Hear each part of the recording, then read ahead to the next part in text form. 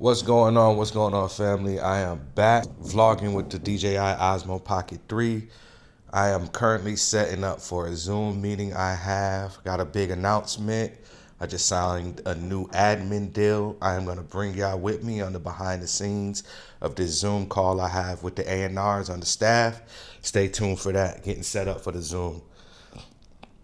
And I tell you what, if you want to make sure everything you do is like next level, go the extra step. Like, I don't just jump on the MacBook and do a Zoom. Look at this, full production. Got lights.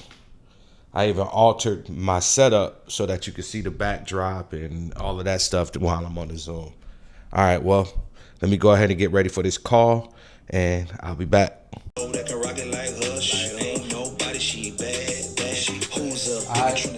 to go ahead and get into this meeting. I'm gonna let y'all rock for a minute. Y'all can't see it, but right before, let me turn this down. Right before the meeting started, I got a delivery, and it was some accessories that I got for the Pocket 3, and I got this little suction cup mount thingy. It came in clutch because I had nowhere to put the Pocket 3 to where y'all would be able to see the screen, you know, without it being invasive. Like, I wouldn't want to put it where it's in the shot while I'm on the call. But I'm gonna let y'all get a little bit of this. A&R meeting earlier with Empire. Y'all got to see a little bit of that. Right now, I'm just at home preparing for this snowstorm or whatever's going on here in Atlanta, what we're supposed to be getting tomorrow. And I was just sitting here thinking, you know, like, with vlogging for 365 days, I'm gonna have to get creative and find some stuff to talk about. So I'm like, what are some questions that I get, you know, whether it's on social media or in person, from inspiring producers or songwriters or even musicians. They ask me, how did I get my start? And what would I suggest they do? And, you know, just to kind of give y'all a little background, I've been producing for a while. You know, I'm from New York, Rochester, New York to be exact. I moved to Atlanta out in 2005. I actually was in an R&B group, and I got signed to Duran from 112. That was cool. That's what made me move here to Atlanta. Me and my god brother, shout out to Sean Hayes. We moved here, and I'm gonna be honest, upon us moving, we probably worked with Duran for a couple months, and after that, he went off and was doing his thing. It was around the time when 112 was like kind of dismantling or breaking up. He was going solo, Slim went solo, so it was really no room or place for us at the time. He was still trying to figure out his situation. And I would say one of the biggest mistakes I made from that point was the fact that we were so isolated and on our own timing. Like, we were used to being New Yorkers, you know what I'm saying? New Yorker, we rock with who we rock with, you know what I'm saying? We don't really chase after people. We stay within our circle. And we met some cool people here that we locked in. Shout out to my guy Rain, rest in peace, Lex Dirty. Nothing for us, like, we had to get it out the mud. We went and worked real jobs, got our own apartments. And to be honest with you, I kind of got lost in being a regular person. Like, music became a part-time thing, right? I was working, I was playing at churches, like, all of my time was occupied with those things, and I would do music on the side when I would get home or whatever the case may be. I always knew that I needed to feed. There was times where I probably didn't make beats for 5 or 6 months, you know what I mean? I was just so focused on being a human being and surviving. By that time, I had Miley, my oldest child, my daughter, so, you know, I had responsibilities. And then there was a point when I started to kind of take it serious. Sean Hayes himself, he was picking up as a solo artist. He was doing a bunch of stuff with King Los, got mad features, but, you know, that was. So one of my good friends, one day, he was like, yo, I have this girl that's super dope. I would love for you to hear her. So I pulled up.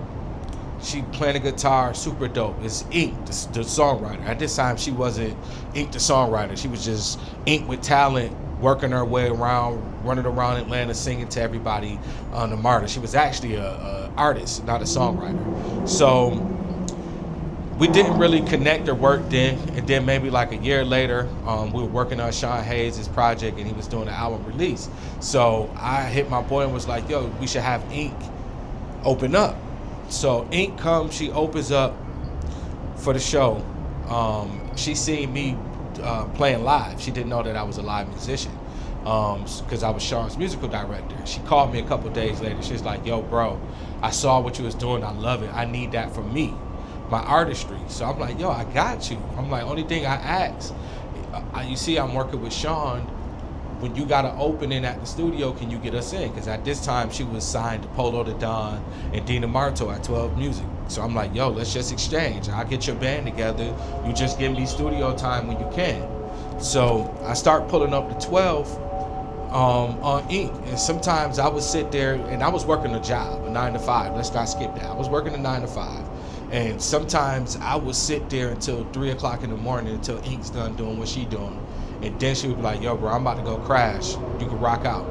So one day, I was there making a beat, and Ink and everybody, Polo and the whole crew, they went out to a club. And I was making this beat. One of my advice would be, when you book out those studio times, when you got your beat to a certain point and you know it's fire, crack the door open a little bit. Don't be belligerent, but crack the door open so somebody walking past can hear it. 'Cause trust me, people listening. You got a bunch of rappers in the building that don't have producers there with them. They just pulling up beats out of YouTube. If they hear something they like, they're gonna knock on that door. So I looked up in the camera and I saw Ink and the whole crew coming back. So I cracked the door, blast the beat. Ink and about 10 people walk in the room. They start dancing to the beat. And Ink just kept saying dab, dab, dab, dab, dab. She was doing the dab dance. If you was around Atlanta around that time, you know exactly what I'm talking about. So long story short, the next day Ink comes in, she cuts the record. Maybe a week later, I come to the studio. They call me to the back with Polo. I go back there. Polo pulls out an iPod, and the beat come on. I'm like, huh? And Usher starts singing. I'm like, whoa, Usher? Usher cut the record, and it was supposed to be his first single. So, needless to say, that never came out. Ink ended up cutting it. We did a video on it. Fire, right?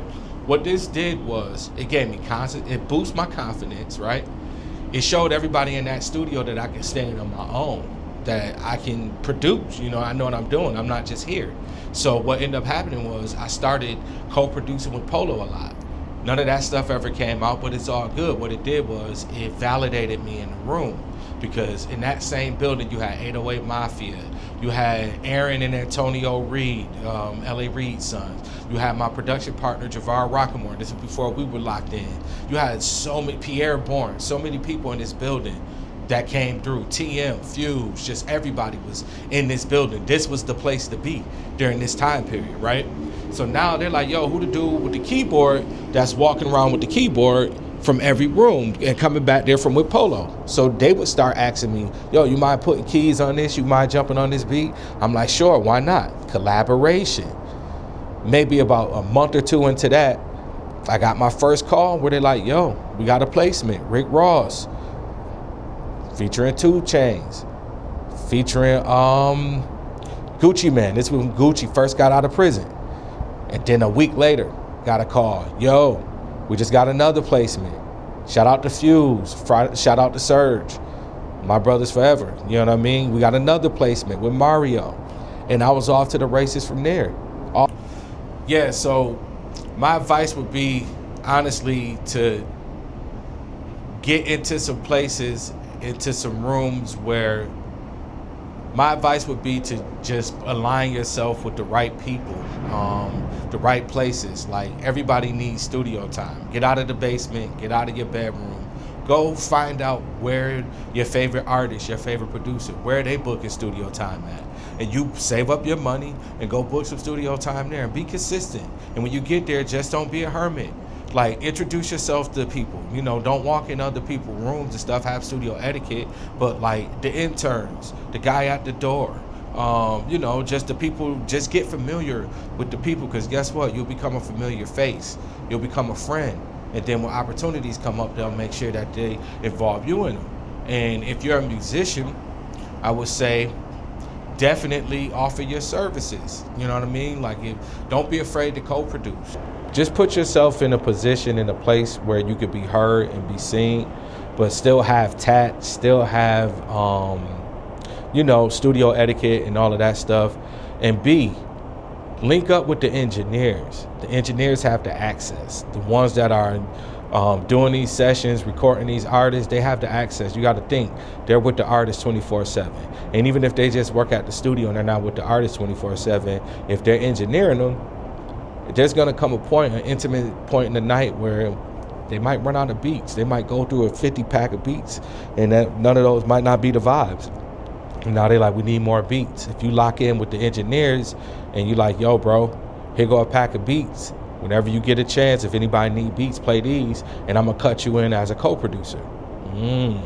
Vested interest. Now when there's downtime and there's no beats, he gonna be like, I got some beats. You gonna pull them up. You know what I mean? So you wanna rock that one. Another one. Get to know the entourage, the friends. Play the room. Figure out what's going on. Like, have a sharp eye. Read the room. And be able to say, okay, that's his man that he keep handing his phone to and all of that. Get his number, because he's right next to him. He's more likely to answer the phone. You know what I mean? He's more likely to remember who you are, to want to build a relationship with you. Or he might just have a motive to want to be the best A&R in the world. So he looking for the beats. You know what I mean? So like, get with them. I think a lot of time we want to go straight to the artist and get the full access to the artist. That'll come. You know what I mean? The last thing I would say is likability. Be someone that everyone wants to be around, that people don't mind being in a room with for 8 hours, that people don't mind making rich or helping get rich. You know what I mean? Like, because at the end of the day, once they rap on the beat, they still got to do business with you. You know what I mean? And if you're an unlikable person, it's like, you're a dickhead. Why would I pick your beat and then have to deal with you and your lawyer later on? You know what I'm saying? But definitely you want to be somebody that people want to be around, that people, they feel like you bring value to the room. You know what I mean? Like, it's something about you that brings value to the room. You want to always bring value to the room. But yeah, that's it. If y'all want any more tips, let me know in the comments, and I'll keep dropping more and more tips. Like I said, I just want to make sure I give it to y'all raw, pause. I just want to make sure y'all getting the real truth about what's really going on and how it's happening, and no cap, no sugarcoating. Y'all gonna see it all, the good, the bad. I pray there won't be any bad, but it is what it is. Prayers to all my people in LA and Hollywood, the Hollywood Hills, just the surrounding areas. I pray that everybody's safe. Y'all stay inside. I know that it's a big cloud of smoke everywhere. Shout out to my guy Marquis from Roland.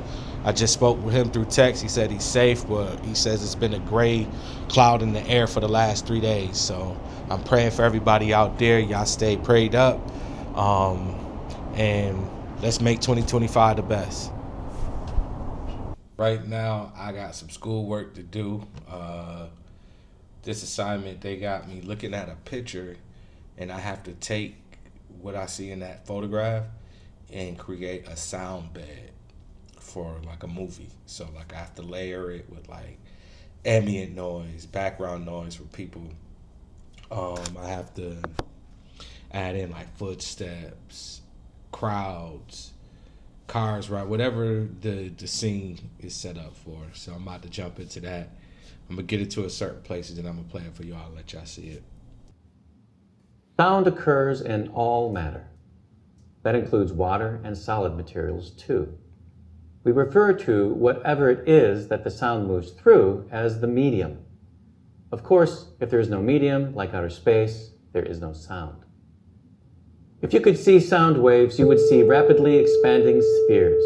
As the sound energy moves through the medium, molecules of the medium, whose position in the matter are elastic, temporarily bunch together as the wave moves through at a high speed. This is called a compression. An area of less density is found between two compressions. This is called a rarefaction. The speed of sound in the air is about 1,100 feet per second at 68 degrees Fahrenheit. In the water, it is 4 times faster. In a solid, it is even faster. The distance between compressions is called wavelength. The number of times compressions pass a single point is called frequency. We hear frequency as pitch. This frequency, 440 cycles per second, is the musical note A4. Humans can hear as low as 20 and as high as 20,000 cycles per second. The common unit we use in audio to denote cycles per second is hertz, named after the 19th century physicist Heinrich Rudolf Hertz. Wow. Sound occurs in... A lot of that stuff I knew.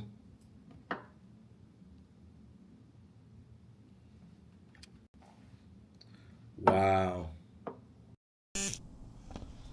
Wow, a lot of that stuff I actually knew, but I didn't know the science behind it. You know, you just know it from just repetition and just constantly doing it and, you know, working, but I never knew all of that. And it's crazy how film and music go hand in hand. Like I was saying yesterday, sound is inevitable. Like music, sound, we need that in everything. It's in our everyday life.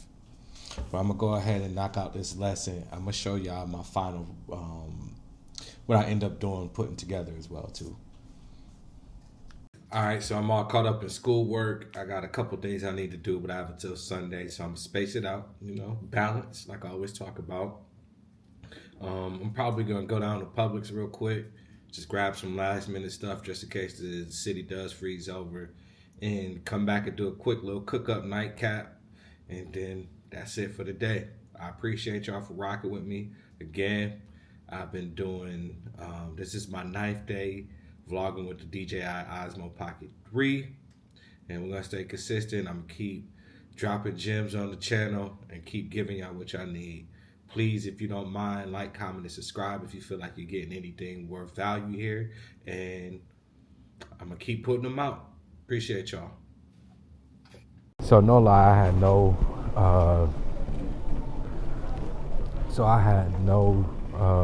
plan at all of vlogging in Publix today until I came down here and see what, excuse me, sir? Came down here and saw what was going on. I had to go back and get the Pocket 3. Look at this madness. Yesterday this was full. No water, all of the bread. God. One thing about Atlanta, niggas is gone, panic. Look at this. All of the milk and dairy.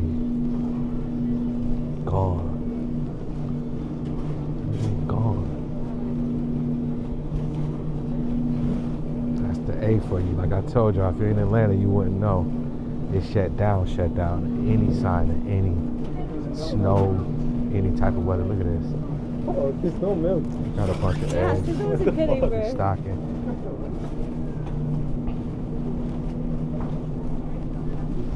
I just figured y'all would want to see that. Alright, I'm out of here. Y'all stay warm.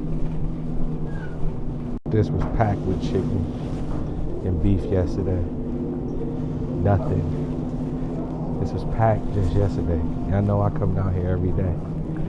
This was all packed. Everything gone. All the fruit gone. Cleaned it out.